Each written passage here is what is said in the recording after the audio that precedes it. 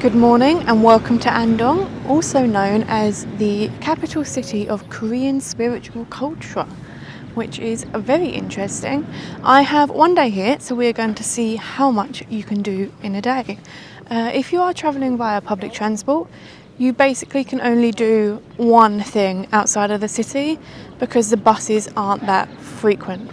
So what I have chosen, and what most people will probably choose, is the traditional village. So you can get the 210 bus, which comes once an hour and drops you off there. And then this is the ticket office. You can also visit the Mask Museum here. So that's something interesting. So we're going to visit this. Apparently you can spend a good few hours here. It's quite a large village. And then we will head back into the city and see what there is to do there. But first, let's go find out how much a ticket is.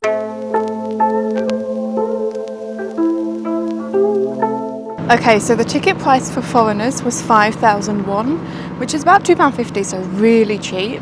And that includes a shuttle from the ticket office to the actual town. It stops just behind the information centre. At the information centre you can get a map, and I have got one. It looks a lot bigger than I actually thought it was.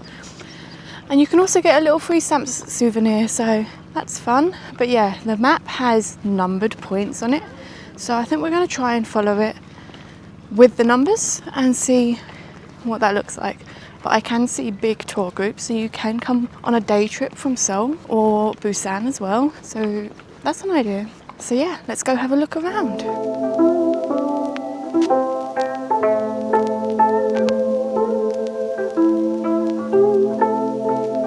So I am at the first stop, which is Hadong Old House.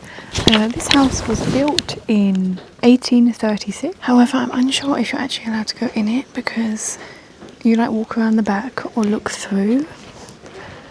And it kind of looks like either a dumping ground or a cafe. So we just looked from the outside. This is it. And we'll go to the next one.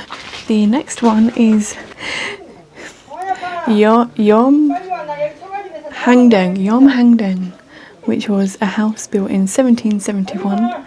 It was then expanded in 1905 and rebuilt after a fire in 1954.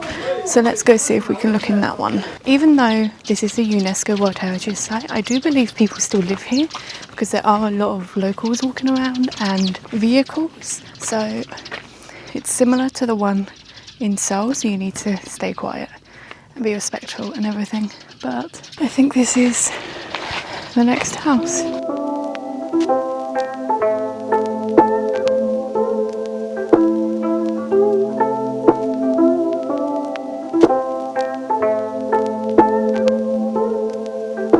It does feel a little weird walking around here because obviously you do know that they are people's houses and people are living in them, and you're just walking around people's gardens and peering in. And I know I wouldn't like it if people were doing it in my house, so it feels a bit odd, but I guess they know that people are going to be walking in their gardens, but still, it's taken me a minute to get my head around. But if you don't want to walk around the whole village, you can either rent a electric bike, normal bike, or a golf buggy if there is a few of you. So that could be good, especially on hot days like today, because I haven't seen a shop to get drink yet. So I'm lucky I bought one. But that is stunning. It's really nice. I love all the thatched roofs, and it's got a really nice, quiet, peaceful vibe, just in the mountains. Very much liking this town so far.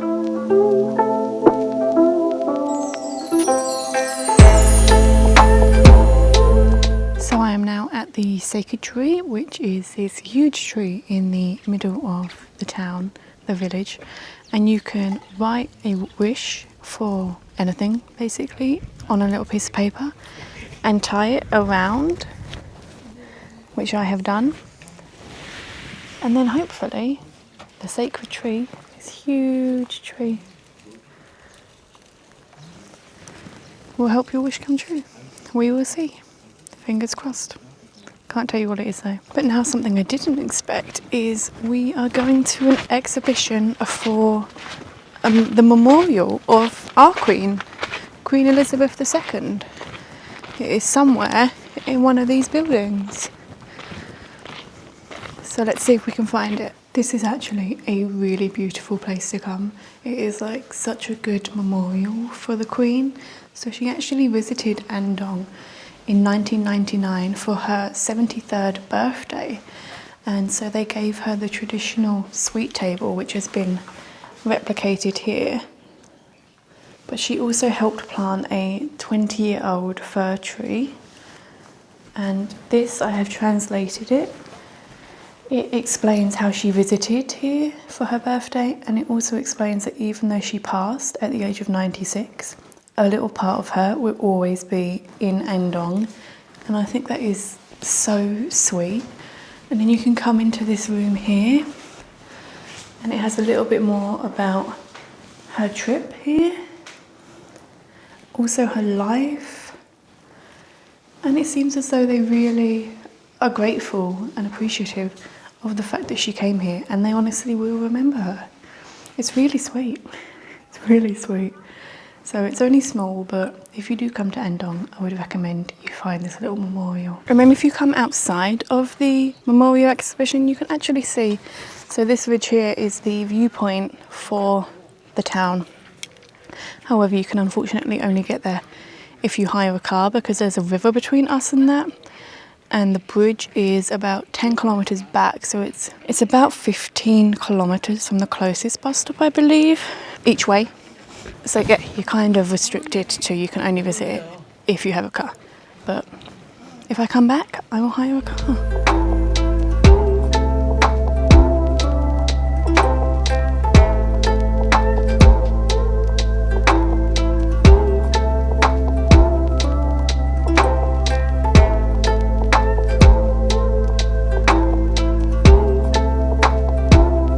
So I am now walking around the edge of the town, and there are actually a few cafes where you can get some drinks and snacks if you are hungry or thirsty. It has become very clear that people do still live here, because there is a lot of rubbish in piles and like people's work tools, I guess you would call. I mean, like, look. Yeah, so they definitely live here, so do be respectful of that. But along this edge of the town here, this is a man-made pine forest made by one of the teachers of the old town. It was made because he believed that this side of the village didn't have enough nature, so he planted all of these pine trees, which I personally think is very impressive. And then there is a villa somewhere. We're going to see if we can find that.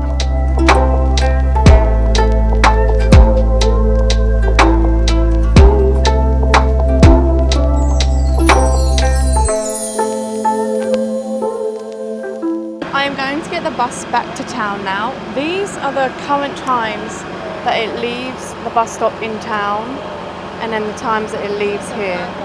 So I've been here for about 3 hours, which is what I read online it would be roughly, and I have really enjoyed my time here. But yeah, time to get the bus back, and we'll see what there is to do in town.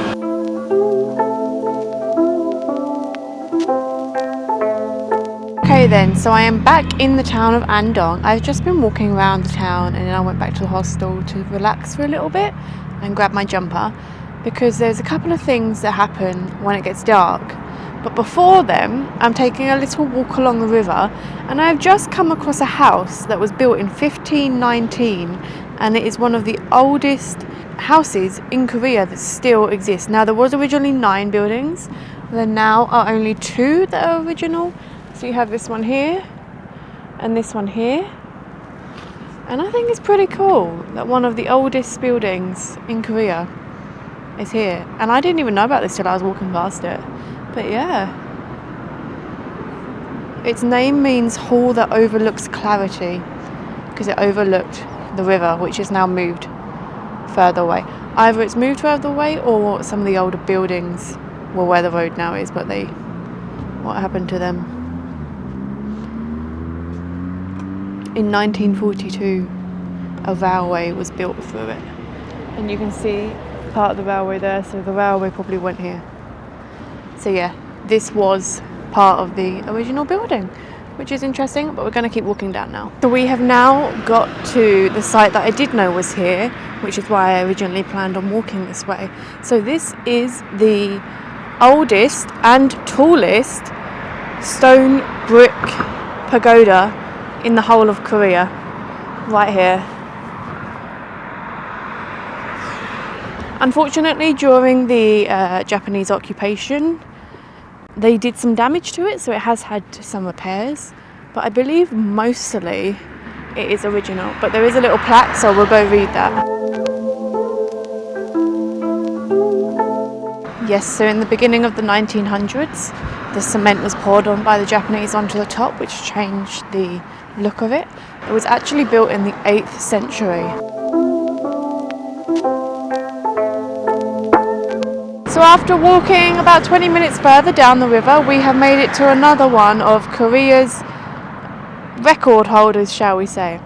This, what you see here, it's Korea's oldest and longest wooden bridge.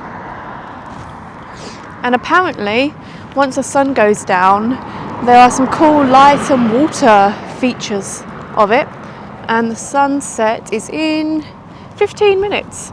So we're going to see, one, if the show starts right away, and two, how good it is.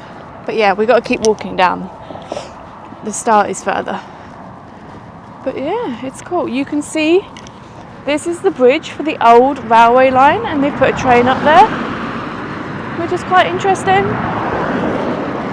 And it's been a nice walk. Hoping you can hear me with the cars.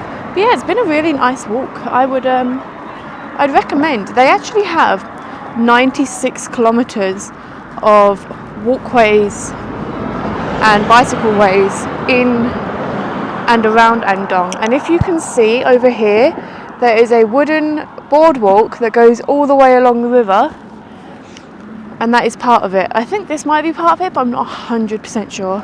But that side definitely is.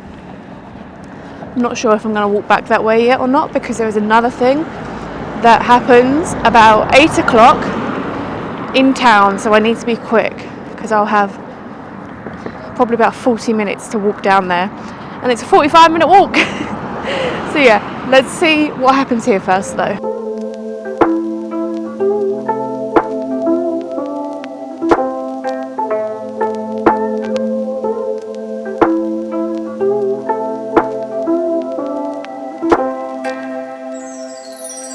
Okay, so I've made it to the bridge. I made it to the bridge about 45 minutes ago, and I've been waiting for the light show.